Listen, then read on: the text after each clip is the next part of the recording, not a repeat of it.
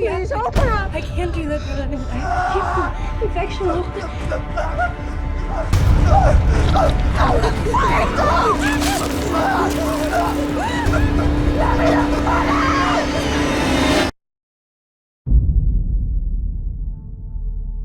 There was a boy,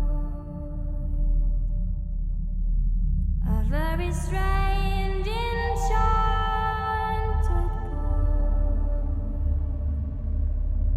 They said he wandered very far, very far,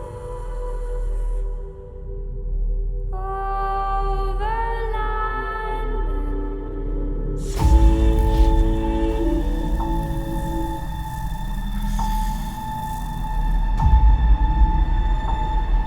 You sure about this, Captain?